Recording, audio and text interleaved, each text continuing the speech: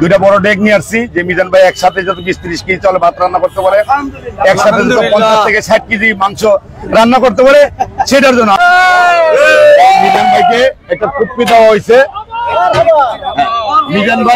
মিজান ভাই তো খুব পরিশ্রমী মানুষ, মাথার চুল কিন্তু খোলা থাকে।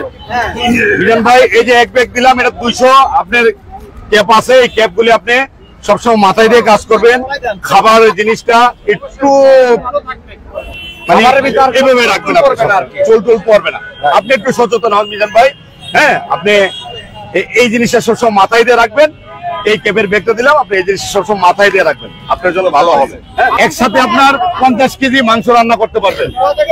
আমি যে ব্যালেন্সটা দিব সেই ব্যালেন্সটা আপনি গরিব মানুষকে আপনি খাওয়াই দিবেন। হ্যাঁ, আমি আপনার এটা খাওয়াই দেব।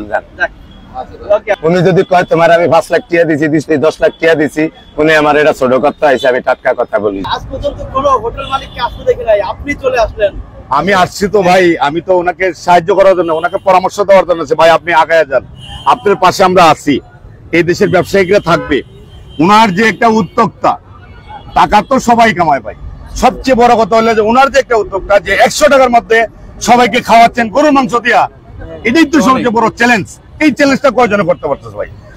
আপনারা সবাই এগিয়ে যান, ওনার পাশে সাহস দেন, উনি এগিয়ে যান। উনি কিন্তু লাভের চিন্তা করতেছেন না, ওনার চাহিদা একটাই, সবার মুখে একটা হাসি ফোটানোর জন্য, যে 100 টাকা দিয়ে আজকে গরুর মাংসটা ভাত খাচ্ছি।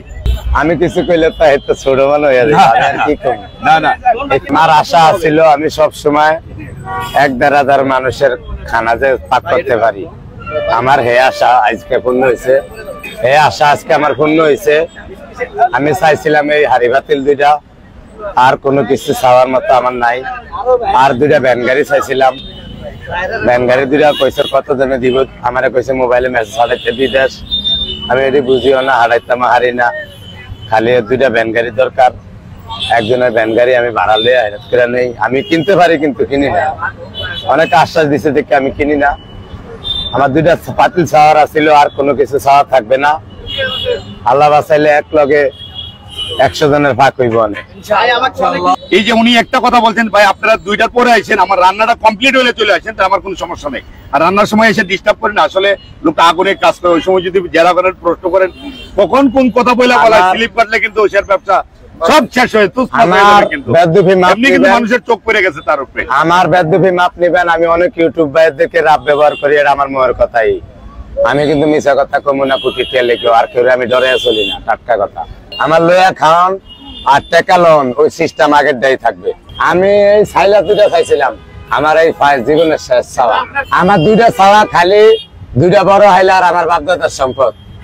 এই ছাড়া সংসদ ভবন দিলেও আমি নেব না, টাটকা কথা। আমি যেমন ছোট আকারে শুরু করছিলাম মিজান ভাই, আমার পিছনে একটা ইউটিউবার ছিল না, তখন চিন্তামই না ইউটিউবার। আমি এখনো মোবাইল চালাই না। এই যে ইউটিউবের মাধ্যমে শুরু হইলো, আপনাদের মাধ্যমে এই দেশে আলহামদুলিল্লাহ আল্লাহ পাক এই পর্যন্ত নিয়ে আসছেন। যখন যে সার্ভিসটা দেওয়ার দরকার যেভাবে দিয়ে আসছেন, দিতে থাকেন, আল্লাহ আপনাকে দিবে। আপনার তো লস হচ্ছে না। আপনি যদি কেজিতে 20 পিস মাংস করেন 1000 টাকা কেজি, তারপরে বিক্রি করে আপনার লস হচ্ছে না। আর যারা দোকানটা ভাঙচুর করছে, অনুরোধ করি ভাই, আপনারও তো ভাই হইতে পারতো, আপনারও তো একজন আত্মীয় স্বজন হইতে পারতো। একটা বেকার লোক যদি কাজে কাটে, আমার কর্মস্থলে 8 জন স্টাফ নিয়ে আমি শুরু করছিলাম, তখন 500 স্টাফ, 500 এক ফ্যামিলির 500 ধরতে গেলে এক ফ্যামিলি হিসেবে দেখি তাদেরকে, আমি মালিক বলতে কোনো কিছু না। মিজান ভাইও যে সার্ভিসটা দিচ্ছে, সবচেয়ে বড় কথা হলো যে একজন গরিব মানুষের মুখে হাসি ফুটাচ্ছে, যে 100 টাকায় ভাত খাওয়া, এটাই সবচেয়ে বড় চ্যালেঞ্জ। এখন তো আমরা অনেক বড় লোকরাও আসি খাওয়ার জন্য না, মিজান ভাইয়ের যে ভাইরাল হয়েছে সে দেখার জন্য অনেকে চলে আসতেন অনেক দূর থেকে। আপনারা ধন্যবাদ যে আপনারা যারা আসতেছেন, মিজান ভাইয়ের জন্য দোয়া করবেন, মিজান ভাই যদি ধরে রাখতে পারে।